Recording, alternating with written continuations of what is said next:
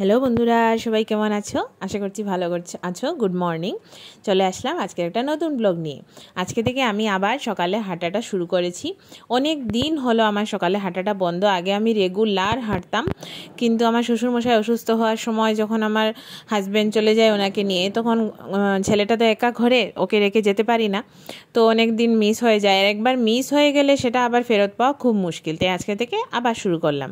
আজকে রাস্তার কাজ হচ্ছে, পুজো এসে গেছে, একটু তো লেপাপোতা করতেই হবে, না হলে তো এর থেকে বেশি কিছু বলা মুশকিল।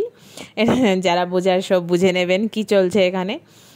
তবু ভালো, পুজোর আগে অ্যাটলিস্ট লেপাপোতাটা হচ্ছে, অন্তত পক্ষে শান্তিতে পুজোটা তো দেখা যাবে। পুজোর পরে যদিও রাস্তা আবার আগের জায়গায় ফিরে চলে আসবে, সেটাও জানি আমি, কিন্তু তবু ভালো লাগছে। অ্যাটলিস্ট পুজোর আগে তো একটু রাস্তাটা বেটার হবে। কারণ আমরা তো সাধারণত পুজোর আগে রাস্তায় যে বেরোই এরকম নয়, সারা বছরই চলাচল করি। তো রাস্তাটা যদি একটু ভালোভাবে হয় আমাদের জন্য খুব ভালো হয়। তো আজকে সকাল সকাল বেরিয়ে দেখলাম রাস্তাটা ঠিক করছে, তো অনেকটা ভালো লাগলো। যাই হোক, জানি না কতদিন টিকবে এই রাস্তা। বাড়ি চলে এসেছি, বর্মশাই উঠে গেছেন, ওনার সঙ্গে একটু বসলাম, একটু ভাব করলাম, উনিও হাসছেন।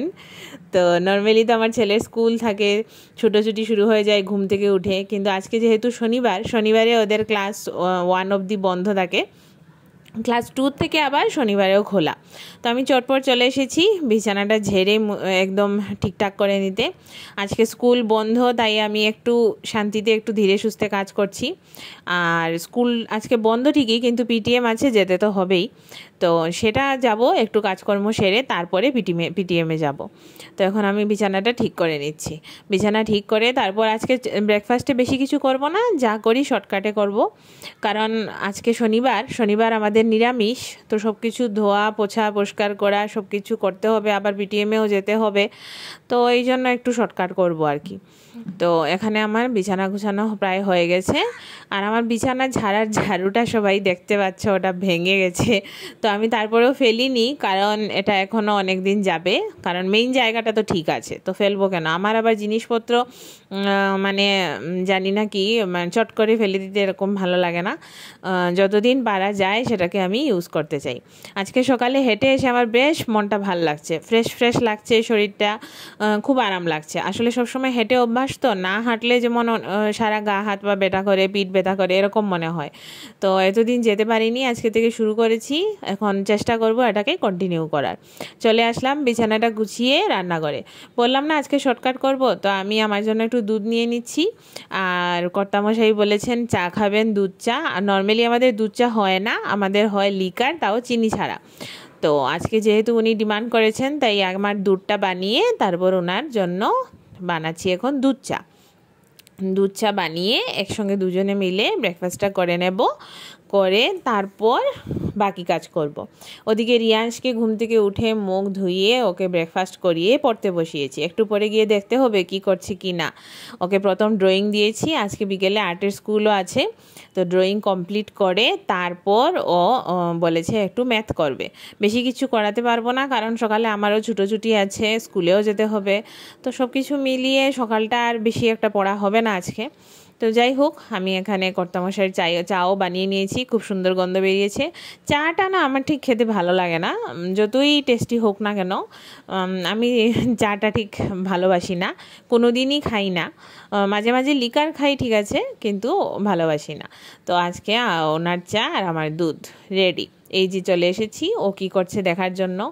অনেক সুন্দর করে ড্রয়িং করছে। বিকেলে আর্টের স্কুল আছে, ওদিকে আবার আর্টের এক্সামও চলে এসেছে, ওদের পরীক্ষাও এসে গেছে, হাফ ইয়ারলি এক্সাম নেক্সট উইকের পরের উইক থেকে শুরু হবে।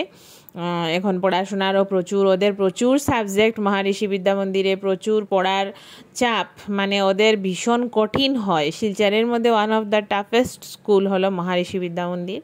ওদের কোয়েশ্চেন সেট আপ অনেক কঠিন হয়, তো ওদের বয়সের তুলনায় অনেক কষ্ট। যাই হোক, ও মেকআপ করছে, লাস্ট ইয়ারও মোটামুটি ভালো রেজাল্ট করেছিল। আশা করছি এই বছরও অনেকটা করবে। ও এদিকে ও হাতি এঁকেছে, আমাকে দেখাচ্ছে, মা দেখো আমি এলিফ্যান্ট এঁকেছি। আমি বললাম সুন্দর হয়েছে, এবার এটাকে কালার করো। এলিফ্যান্টের পা কবে যে পিঙ্ক হলো সেটা অবশ্য আমার জানা নেই, আপনাদের জানা থাকলে অবশ্যই বলবেন। যাই হোক, ও বাচ্চা মানুষ করে নিয়েছে। ওদিকে কর্তামশাইও রেডি হয়ে স্নান টান করে সব কিছু করে চলে গেছেন। এখন আমি আসলাম, সকালের ব্রেকফাস্টের বাসন কুসন সব চটপট ধুয়ে নিতে হবে। ওদিকে ঘড়ির কাঁটা দৌড়চ্ছে, আজকে আবার নিরামিষ। সব কিছু গ্যাস ট্যাস মুছে পরিষ্কার করে নিয়েছি আমি, পুরো রান্নাঘর। এখন এই বাসন কুসনগুলো মেজে তারপর বাকি কাজগুলো সেরে যেতে হবে পিটিএমে। আজকে পিটিএমে বিশেষ কিছু নেই, কিন্তু তারপরেও আমার কেন জানি না স্কুলের এই সমস্ত জিনিস আমার মিস দিতে ঠিক ভালো লাগে না। আমার মনে হয় স্কুলের এই জিনিসগুলো খুব ইম্পর্ট্যান্ট, এগুলো মিস দেওয়া ঠিক নয়। বা বাচ্চাদের মনে খারাপ প্রভাব পড়ে যে স্কুলকে গার্জিয়ান গুরুত্ব দিচ্ছে না, তো এগুলো ঠিক নয়। টিচার্সদের রেসপেক্ট করা আমরা যদি না শিখাই তো ওরা কোত্থেকে শিখবে? তো সেই জন্য আমি স্কুলের কোনো কিছুতেই ওকে না বলি না, আমি হাজার হলেও নিয়ে যাই। আর স্কুল তো আমি ওকে খুব কমই মিস করাই, যদি শরীরটা ভালো না থাকে তখনই মিস করাই, আদারওয়াইজ আমি স্কুলও মিস করাই না। কারণ ঘরে থেকে তো কোনো লাভ নেই, ঘরে থেকে আমি ওকে ততটা সময় সকালবেলার দিকে দিতে পারবো না, কতটুকু বা লেখাপড়া করবে। তার থেকে বরং স্কুলে যাক, সব কিছু ঠিকঠাক করে নিয়ে আসুক, স্কুলে গেলে মনটাও ভালো লাগবে, ঘরে তো একা, ওখানে তো কত ফ্রেন্ডসরা আছে। গল্প করতে করতে এদিকে আমার বাসন দেওয়া হয়ে যাচ্ছে প্রায়। আর আজকে কি রান্না করব সেটাও ভাবিনি, তবে মনে মনে ঠিক করে রেখেছি রিয়ান সয়াবিন ভালোবাসে, তো ওর জন্য সয়াবিন তরকারি করে নেব। আর যেহেতু আজকে নিরামিষ, তো মনে মনে ঠিক করে রেখেছি একটু ডালিয়া বানাবো আমার জন্য। আর আমি যেহেতু আজকে থেকে আবার হাঁটা শুরু করেছি, তো সেই জন্য আমি আজকে থেকে আমার খাওয়া দাওয়াটাকেও একটু বুঝে শুনে করব। কারণ যখন একবার এগুলো বন্ধ হয়ে যায় তখন খুব প্রবলেম হয়, আর আমার যেহেতু থাইরয়েড আছে, আরও অনেক প্রবলেম আছে, তো এগুলো আমাকে একটু মেনটেন করে চলতে হয়। এদিকে আমার বাসন মাজা শেষ প্রায়, এখন আমি সিঙ্কটা পরিষ্কার করে নেব। সিঙ্কটা পরিষ্কার করে তারপর রান্নাঘর থেকে বেরিয়ে যাব। ওদিকে রিয়াংশেরও ড্রয়িং কমপ্লিট হয়ে গেছে, ও বলছে মা যাবে না স্কুলে, তাড়াতাড়ি করো, স্কুলের তো দেরি হয়ে যাচ্ছে। কিন্তু আজকে ওয়েদারটা সুন্দর, রৌদ্র নেই, আজকে ওয়েদারটা খুবই সুন্দর, বৃষ্টি বৃষ্টি ভাব আছে। বৃষ্টি হচ্ছে না, আবার বৃষ্টি বৃষ্টি ভাবও আছে। আমি যখন সকালে হাঁটতে বেরিয়েছিলাম তখন একদম হালকা হালকা ঝিরঝির ঝিরঝির একটা বৃষ্টি হচ্ছিল, বেশ মজা লাগছিল আমার হেঁটে আসতে। তো ওই জন্য আজকে বিকেলে ওকে আমি আর্টের স্কুলে দিয়েও অনেক কাজ করব, আমারও অনেক কাজ আছে, টেইলারের কাছে যেতে হবে, পুজো এসে গেছে, অনেক কিছু ঠিকঠাক করার ব্যাপার আছে, ড্রেস, তো সেসব করব, কিছু বাজার আছে সেগুলো করব। ওকে আমি আর্টের স্কুলে দিয়ে আমার এই কাজগুলো করি, পার্লার থাকলে পার্লারেও যাই। তো হয়ে গেছে, আমরা রেডি হয়ে বেরিয়ে গেছি। এখন আমরা লিফট থেকে নামছি দুজন। রিয়াংশ আমাকে কপি করছে, ও বলছে হ্যালো গায়েস, এরকম বলছে, হ্যালো বন্ধুরা, যেটা আমি বলে থাকি। তো কথা বলতে বলতে অলমোস্ট চলে আসলাম আমরা। এখন আমরা নিচে নেমে এসেছি, এখন লিফট থেকে বেরিয়ে যাব। লিফট থেকে বেরিয়ে আমরা এখন গলিটা ক্রস করে তারপর একটা অটো বা টুকটুক নিয়ে তারপর মিটিংয়ে যাব। আমি একসঙ্গে ঘরের সব কাচরাও নিয়ে এসেছি, ওগুলোও নিচে ফেলে দেব, ওগুলো নিচে ফেলার জায়গা আছে। এখানে রিয়াংশ নেমে পেয়ে গেছে ওর সঙ্গী সাথীদের, এখানে ওর কিছু পরিচিত লোকজন আছেন যারা ওদেরকে খুব ভালোবাসে। তো আমি কাচরা ফেলে দিয়েছি, এবার বলছি চল বাবা চল, দেরি হয়ে যাবে। কিন্তু কে কার কথা শুনে, ও এর সঙ্গে খেলছে, ওর সঙ্গে খেলছে, ওর সব সঙ্গী সাথীরা এরা, এদের সঙ্গে ও খুব মজা করে, এরা সবাই ওকে খুব ভালোবাসে। তো এদের সঙ্গে একটু মস্তি করলো, আমি বলছি বাবা আমি কিন্তু চলে যাচ্ছি, চল। তারপর রওনা দিলাম আমরা এখন দুজন হেঁটে হেঁটে গলিটা ক্রস করছি। গলিটা হেঁটে হেঁটে ক্রস করব, তারপর কিছুতে চেপে চলে যাব স্কুলে। আজকে একটা কথা আমার সকাল থেকে খুব ভাবছি আর খুব মনে পড়ছে।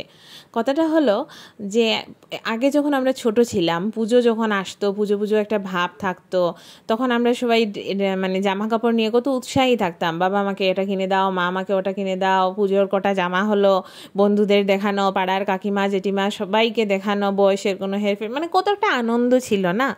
আজকাল যেমন সেই জিনিসটা একদম মাটি হয়ে গেছে। আজকাল পুজো এসে গেছে, পুজোর কোনো ভাবনা নেই। আমি ভাবছি ছেলের পরীক্ষা নিয়ে বা একটা ড্রেস কিনতে যাব, সেই সব কিচ্ছু, যেমন সেই আনন্দগুলো আজকে যেমন কেন জানি না নেই। কথা বলতে বলতে আমি এদিকে স্কুলের দিকে রওনা দিয়ে দিয়েছি আমরা অটোতে চেপে।